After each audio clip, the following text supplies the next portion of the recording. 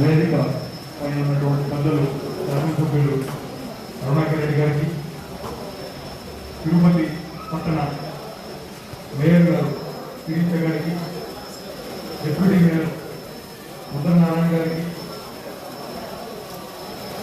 Doctor Muniswamy గారికి, లక్ష్మయ్య గారికి,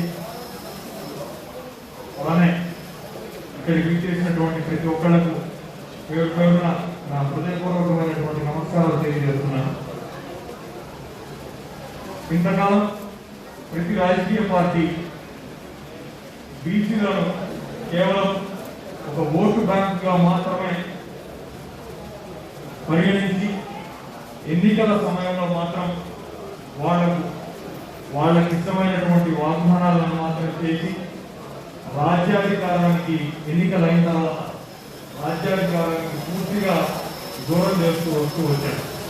మొదటిసారిగా ఆంధ్రప్రదేశ్ రాష్ట్రంలో ఒక రాజకీయ విప్లవం మన ప్రియతమ ముఖ్యమంత్రి జగన్మోహన్ రెడ్డి గారి పాలనలో మొదలైందన్న విషయాన్ని చెప్పడానికి నేను పూర్తిగా సంతోషాన్ని వ్యక్తం చేస్తున్నాను. దానికి కారణం ఏంటంటే ఈ రోజున లోకల్ బాడీ ఎలక్షన్స్ లో ప్రధానమైనటువంటి కార్పొరేషన్లు మున్సిపాలిటీల్లో మేయర్లు గాను చైర్మన్లు గాను అధిక శాతం బీసీలకే ఆయన ఆ బాధ్యతలను అప్పగించడం మనందరికీ కూడా తెలిసిన విషయమే. ముఖ్యంగా మన తిరుపతి విషయం గురించి మాట్లాడితే ఇది జనరల్ మహిళలకు కేటాయింపబడిన అనేకమైనటువంటి ఒత్తిళ్లు అగ్రకులాల నుంచి వచ్చిన ఏమాత్రం గెలవకుండా జగన్మోహన్ రెడ్డి గారు ఇచ్చిన మాటకి కట్టుబడి యాదవులకే తొలి మేయర్ పీఠాన్ని అందజేయడం జరిగింది. ఇప్పుడు తిరుపతిలో 17 సీట్లను రిజర్వేషన్ ప్రకారం బీసీలకు కేటాయిస్తే 24 సీట్లు ఇచ్చినటువంటి ఘనత మన శాసనసభ్యులు కరుణాకర్ రెడ్డి గారికి దక్కుతుంది. మహిళలను కేవలం 25 సీట్లకు, అంటే మన రాజ్యాంగం ప్రకారం లోకల్ బాడీ ఎలక్షన్స్ లో 25%కు 50%కు పరిమితం చేస్తే దానికి కాస్త మనం 28 సీట్లకు తిరుపతిలో మహిళలకు కేటాయించడం జరిగింది. అంటే బడుగు బలహీన వర్గాలకు ఇప్పటి వరకు అధికారానికి దూరంగా ఉన్నటువంటి వాళ్ళందరికీ కూడా వైఎస్ జగన్మోహన్ రెడ్డి గారి పాలనలో పెద్దపీట వేశారు, వేస్తూనే ఉంటారు. భవిష్యత్తులో కూడా బీసీలందరూ కూడా పెద్ద ఎత్తున మన నాయకుడు, మన ఇష్టుడు, మన ముఖ్యమంత్రి జగన్మోహన్ రెడ్డి గారితోనే ఉంటూ ఆయన్ని బలపరుస్తూ ఆయన నాయకత్వాన్ని మరింత గొప్పగా చాటి చెప్పే ప్రయత్నం చేస్తూ ఉండాలని సభాముఖంగా మీ అందరికీ తెలియజేస్తూ నాకు ఈ అవకాశం ఇచ్చినటువంటి పెద్దలకి మరొక మారు కృతజ్ఞతలు తెలియజేస్తూ మీరు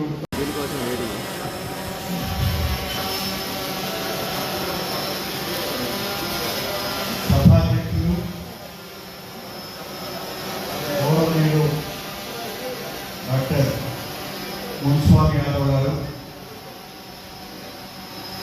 నగర ప్రథమ మహిళ డాక్టర్ శిరీష్ గారు, డిప్యూటీ మేయర్ తమ్ముడు ముద్ర నారాయణ గారు,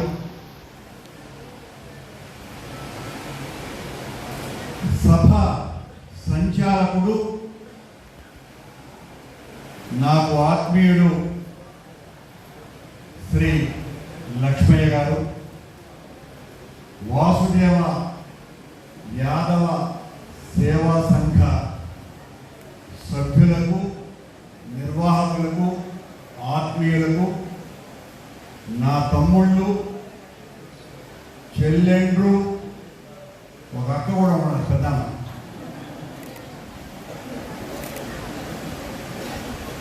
పుత్రిక సమానులు అయిన కార్పొరేటర్లకు అందరికీ కూడా నా హృదయపూర్వక వందనాలు.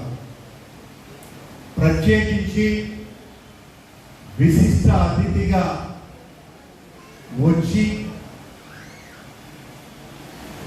ఎన్నో సంవత్సరాలుగా బలహీన వర్గాల వేదికగా గొంతుగా పనిచేస్తున్నటువంటి నా సోదరులు శాసన మండలి సభ్యులు జంగా కృష్ణమూర్తి గారు, ఇంతమంది బలహీన వర్గాల ప్రతినిధుల సమావేశంలో అర్హత కలిగినటువంటి వాళ్లకు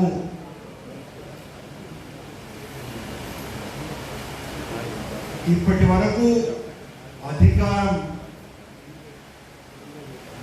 ఎండమావిగా ఉంది. మానవ చరిత్రను తీసుకుంటే మట్టి చేతులే నాగరికతను సృష్టించినాయి. ఎవరు మట్టి విసిగినారో, ఎవరు రక్తాన్ని వెచ్చించినారో, ఎవరు చెమట బిందువులను ఆస్తిగా మార్చినారో వాళ్ళే చరిత్ర నిర్మాతలు. నేను తెలుసుకున్నటువంటి చదువు జ్ఞానం నాకు అక్కడి నుంచి మొదలైంది. చరిత్రను ధనిక వర్గాలు అగ్రవర్ణాలు నిర్మించలేదు. భోగాలు అనుభవించినటువంటి వాళ్ళు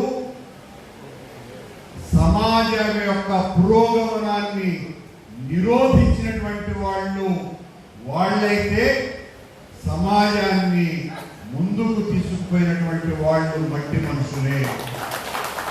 ఇది ఎవరైనా కాదన్నా వాడి అజ్ఞానం తప్ప ఇంకేం లేదు.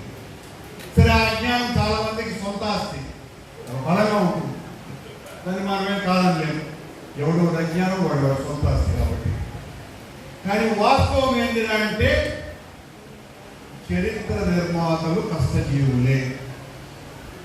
కష్టజీవులను పల్లకీలు మోయించడానికే 4000 సంవత్సరాల నాగరిక చరిత్ర నడిచింది. ఇంకా నడిచే అవకాశం లేదు. మోసిన వాళ్ళు పల్లకీలోకి ఎక్కాలా, మోయించుకున్న వాళ్ళు పల్లకీలు మోయాలి. ఇది కూడా చరిత్ర గమనమే. ఇదే నా దోషం కూడా కాదు, మరి నేను జ్యోతిష్కుడు కూడా కాదు. చరిత్ర ఇలాగే కొనసాగాల, అది నేర్పిస్తుంది. మనకి ఇష్టం లేకపోయినా మనం అంగీకరించాలి. మనం అంటే మేము అగ్రవర్ణాలకు సంబంధించిన నేను ఎప్పుడు అగ్రవర్ణాల యొక్క ఆధిపత్యంలో నేను పనిచేయాల. నాకు తెలిసి ఇప్పటికి కొన్ని 100 సార్లు నన్ను మా కులానికి సంబంధించినటువంటి మీటింగులకు పెడితే ఇప్పటి వరకు ఒక్కదానికి కూడా హాజరు కాదా, చచ్చేంత వరకు హాజరు. నాకు పేదవాడంటేనే ఇష్టం. ఆ మట్టితో కలిసినటువంటి చెమటే నాకు ఆదర్శం. నేను అదే నా జీవన గమనంగా పెరిగిన, చదువుకున్న, ఆచరించాలని ప్రయత్నం చేస్తున్నా. ఈ రోజున ఆ అధికారానికి చేరువుగా ఒక గొప్ప సంఘ సంస్కర్త ముఖ్యమంత్రి అయినాడు. ఆయన ఔదార్యం వల్ల, ఆయన ఔన్నత్యం వల్ల, ఆయన రాజకీయ పరిణితి వల్ల, ఆయన భిక్ష వల్ల ఈ రోజున ఆయన యొక్క నాయకత్వంలో ఉన్న ప్రతిభ వలన అణగారినటువంటి వర్గాలకందరికీ కూడా ఆధిపత్య రాజకీయ కుర్చీ ఇవ్వాలన్నది ఆయన లక్ష్యం. దాన్ని ఆచరణలో చూపించినటువంటి కార్యకర్తలు మనము అని మీకు అందరికీ కూడా సవినయంగా ఆశయం మనది కావచ్చు. ఆశయం ఎంత గొప్పదైనా ఆచరణకు మన శక్తి సరిపోదు. శక్తి సరిపోయేటువంటి విద్వత్ శక్తి, విరాట్ విరాట రూపుడు ఈ రోజున ముఖ్యమంత్రి పదవిలో కూర్చొని ఉన్నాడు. తను బలహీన వర్గాలకు పీట వెయ్యాలా అని కంకణం కట్టుకున్నాడు. కట్టుకున్నది వెంటనే అది అధికార కంకణం కాదు, భగవంతుడు ఇచ్చేటువంటి కంకణం లాగా ఆ భక్తి పారవశ్యతతో ఈ రోజున బలహీన వర్గాల వాళ్ళకి రాజ్యంలో భాగస్వామ్యమే కాదు సుమా, అది కాంట్రాక్టులలో మహిళలకు కూడా 50% ఇవ్వాలి. అది ఏదైనా సరే బలహీన వర్గాల వాళ్లకు ఇవ్వాలి. బలహీన వర్గాలకు సంబంధించి దాదాపు 70కి పైగా కార్పొరేషన్లను పెట్టినటువంటి ఘనత, పెట్టి వదిలేలా వాటికి బడ్జెట్లో డబ్బులు కేటాయించి 70 మంది కార్పొరేషన్ అధ్యక్షుల్ని చేసేటువంటి ఘనత మన ప్రియతమ నాయకుడిది అని సవినయంగా తెలియదు. మంచి రౌతులు ఉంటే మనలాంటి గుర్రాలు బలంగా పరిగెత్తుతాయి, లేకపోతే గుర్రం ఘాటి కట్టేస్తున్నారు. ఎవడో నరసింహ ఇప్పుడు రౌతు సరైన వచ్చాడు, గుర్రం డౌన్ చేస్తా ఉంది అని మీకు అందరికీ తెలియజేస్తాను. అందరికీ నాకు తెలుసు ఇబ్బందులు కూడా. రాజ్యము రాజ్యాధికారము ఎలాంటిది అంటే అంత తేలిగ్గా తృప్తిని కలిగించేటువంటి విషయం కాదు. 5 పదవులు ఉంటాయి, 50 మంది కోరుకుంటారు. 5 మందికి ఇచ్చినందుకు 5 మంది సంతోషపడతారు, 45 మంది కొంచెం బాగానే ఏంది మరి నాకు రాలేదు అని అనుకోవడం చాలా సహజమైనటువంటి విషయం. నేను నా తమ్ముళ్ళకి కానీ చెల్లెమ్మలకు కానీ ఎవరికైనా నేను చెప్పేది ఒకటే, మిగతా విషయాలలో నన్ను ఆదర్శంగా తీసుకోకపోయినా ఈ విషయంలో ఆదర్శంగా తీసుకోండి అని మాత్రం చెప్తున్నాను.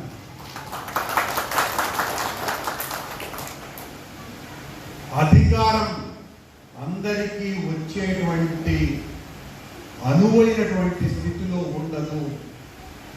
నేను ఇంత పూర్వం చెప్పిన వైఎస్ఆర్ కాంగ్రెస్ పార్టీ కార్యకర్తలైన నా తమ్ముళ్ళకి చెల్లెమ్మలకి అందరికీ కూడా ఒకడే శాసనసభ్యుడు అవుతాడు, ఒకడే అవకాశం ఉంటుంది.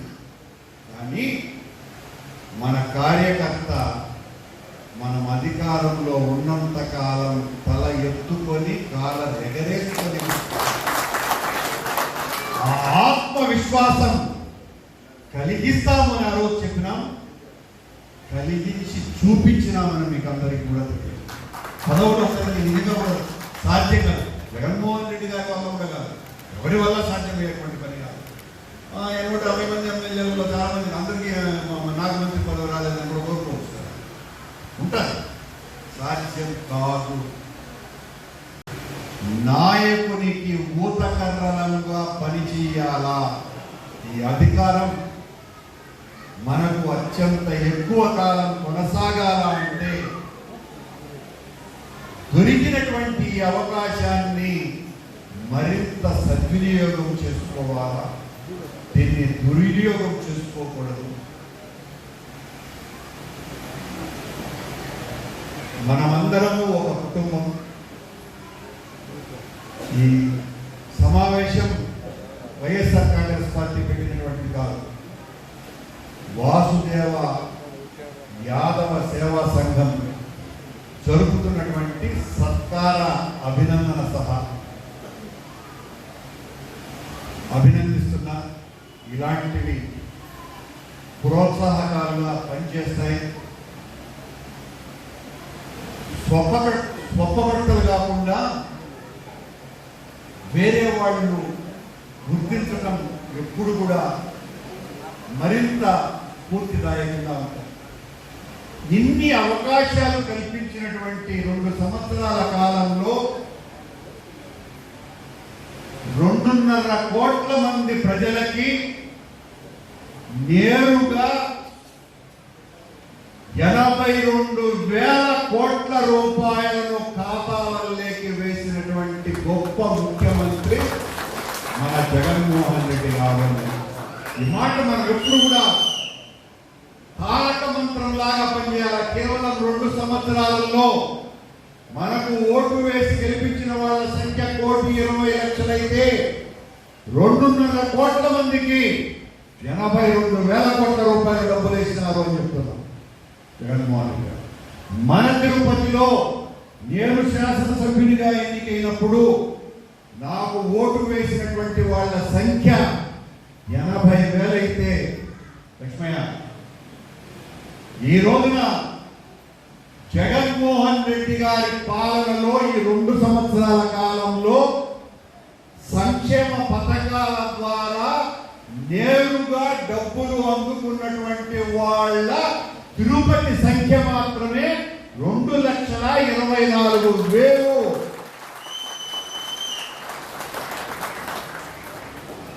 971 కోట్ల రూపాయలు ఒక్క తిరుపతి వాసులకి వచ్చింది కనుకనే ఆ రుణాన్ని 27 కార్పొరేటర్ అభ్యర్థులు మన వాళ్ళు గెలిస్తే, నేను గెలిచినప్పుడు 700 ఆధిక్యం నాకు ఇస్తే, ఈ 26 మందిలో 28,970 ఓట్ల మెజారిటీకి గెలిపించారు. అది జగన్మోహన్ రెడ్డి గారు. 971 కోట్ల రూపాయలు, 80,000 ఆ రోజు ఓట్లు వేస్తే ఓట్లు ఎవరు వేశారా అన్నది నేను చూడను, నా కులమా అన్నది నేను చూడను, నా మతమా అన్నది నేను చూడను, నువ్వు పేదవాడా కాదా అన్నది మాత్రమే చూస్తా. నా కళ్ళు ఆ పేదరికాన్ని వెతుకుతాయని చెప్పినాడు. చెప్పినట్టుగానే ప్రజలకందరికీ కూడా ఈ రోజున దేశంలోనే అత్యంత ప్రతిభావంతమైన ప్రగతిశీలమైన ప్రాచుర్యంలో ఉన్నటువంటి ముఖ్యమంత్రిగా మన ముఖ్యమంత్రి జగన్మోహన్ రెడ్డి గారు రికార్డులకు ఎక్కినారు అని తెలియజేస్తూ, ఆయనకు ప్రజలిచ్చినటువంటి తీర్పు 19వ సంవత్సరంలో 151 సీట్లలో మనం గెలిచినాం. నిన్న జరిగినటువంటి స్థానిక సంస్థల ఎన్నికలలో మనకు 175 నియోజకవర్గాలు ఉన్నాయి. 175 నియోజకవర్గాలు ప్రతిపక్షాన్ని తుడిచిపెట్టేసాయి. ఒక కుప్పంలోనే 40,000 మెజార్టీ వచ్చింది. ఇంకా మున్సిపాలిటీ కూడా జరగాలి అక్కడ. అంటే చంద్రబాబు నాయుడు కుప్పంలో కూడా ఓడిపోయాడు. ఒక్క సీటులో కూడా తెలుగుదేశం పార్టీ లేదు. తాడిపత్రిలో గెలిచినారని ఎవరైనా మా అమ్మాయికి అడగచ్చు. తాడిపత్రి టౌన్లో 1,000 ఓట్లతో ఆ ఒక్క సీటు వచ్చింది. తాడిపత్రి టౌన్లో, తాడిపత్రి రూరల్ అంతా కలిపితే మళ్ళీ 20,000 ఓట్ల మైనస్లో ఉండాలి. అంటే మొత్తం అలా కూర్చిపెట్టుకుపోయింది. కాకపోతే ఈ గర్వం మనకు స్వాతిశయాన్ని పెంచకుండా మన బాధ్యతను మరింత గుర్తు చేసి, మన కళ్ళు ఒకవేళ ఇక్కడి నుంచి ఇంకాస్త కిందికి దిగి మన ప్రజల కోసమే పనిచేయడానికి జగనన్న కార్యకర్తలంగా సైనికులంగా మనం పనిచేస్తాం. 17వ తారీఖున ఎన్నికలు వస్తున్నాయి. ఈ సభ నిర్వాహకులకు నేను చేతులెత్తి నమస్కరిస్తున్నా, ప్రార్థిస్తున్నా. బలహీన వర్గాలకు సంబంధించినటువంటి మీకు, బలహీన వర్గాల వాళ్ళ కోసమని ఇంత పీట వేసినటువంటి జగన్మోహన్ రెడ్డి గారి పక్కన నిలబడవలసినటువంటి అవసరం, ఆయన సమర్థించవలసినటువంటి అవసరం మన బాధ్యత అని రేపు ఏప్రిల్ 17వ తారీఖున జరగబోయేటువంటి లోక్సభ ఉప ఎన్నికలో వైఎస్ఆర్ కాంగ్రెస్ పార్టీ అభ్యర్థి ఒక సామాన్యుడు, డబ్బులున్నటువంటి దళితుడు కాదు, అతి సామాన్యుడు, దిగువ మధ్య తరగతికి చెందినటువంటి ఒక సామాన్య డాక్టర్కు జగన్మోహన్ రెడ్డి గారు ఎంపీని చేయాలని నిశ్చయించినారు. మీ అందరూ కూడా మాకు ప్రచారకర్తలుగా మారి ఆ గురుమూర్తి గారిని అత్యధికమైనటువంటి మెజారిటీతో గెలిపించడానికి మీ సహకారాన్ని అర్థిస్తూ ఇంత మంచి సమావేశాన్ని నిర్వహించిన వాసుదేవ యాదవ సేవా సంఘ నాయకులకు అందరినీ కూడా మరీ అభినందిస్తూ సెలవు.